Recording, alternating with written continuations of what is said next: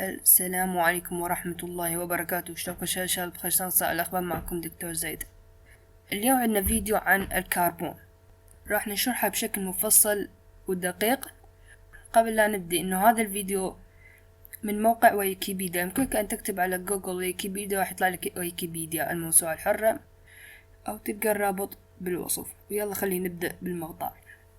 الكربون هو عنصر كيميائي رمزه C، والعدد الذري 6، ويقع ضمن عناصر الدورة الثانية، وعلى رأس المجموعة 14.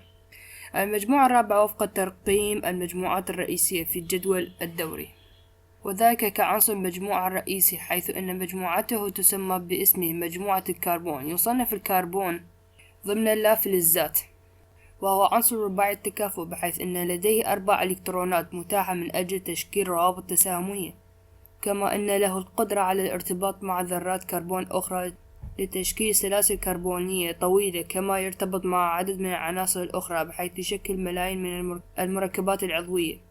يتوافر الكربون في كل أشكال الحياة العضوية، وهو أساس الكيمياء العضوية. كما يوجد الكربون بصيغته اللاعضوية في العديد من المركبات، والتي من أشهرها ثنائي أكسيد الكربون وأملاح الكربونات.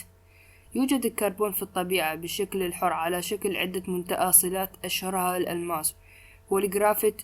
تختلف الخواص الفيزيائية لعناصر الكربون حسب طبيعة الارتباط في المتآصل، فبينما يكون الألماس شفافا وصلدا وضعيف الموصلية للكهرباء، فإن الجرافيت على العكس مع ذلك يكون على شكل مادة سوداء سهلة التفتت ذات موصلية جيدة للكهرباء. من المتآصلات الأخرى للكربون كل من الأنابيب النانونية الكربونية والجرافيك، الذين لهما أعلى ناقلية حرارية من بين المواد المعروفة. للكربون 3 نظائر معروفة، وهي كربون 12C12 والكربون 13C13، وكلهما مستقران، بالإضافة إلى نظير مشبع كربون 14، والذي يستخدم في التأريخ الإشعاعي. يتوفر الكربون بشكل كبير في الطبيعة، فهو يحتل المرتبة 15 في ترتيب وفرة العناصر في القشرة الأرضية من حيث التركيز، والرابع في الوفرة في الكون من حيث الكتلة. يعد الكربون ثاني أكثر العناصر وفرة في جسم الإنسان من حيث الكتلة. يوجد الكربون بشكل مرتبط في العديد من المنتجات الطبيعية مثل صخور الكربونات وثاني أكسيد الكربون، وفي النفط وفي الفحم، بالإضافة إلى وجوده على شكل هيدرات الميثان في قاع المحيطات. نظرا للأهمية الحيوية للكربون وتنوع وتشكيل العدد كبير وضخم من المركبات العضوية، فإن الكربون يعد من العناصر الأساسية لوجود الحياة. التاريخ وأصل التسمية. اشتق لفظ كربون من اللفظ اللاتيني كاربو، والذي يعني الفحم، في حين أن اللفظ الفرنسي شاربون يعني الفحم النباتي. وبالمقابل فإنه في اللغة الألمانية يسمى كوهلينستوف، والتي تعني مادة الفحم. يعد الكربون أحد أقدم العناصر اكتشافا، وكأنه معروف على شكل سناج أو على شكل فحم نباتي بالنسبة للحضارات الأولى البشرية.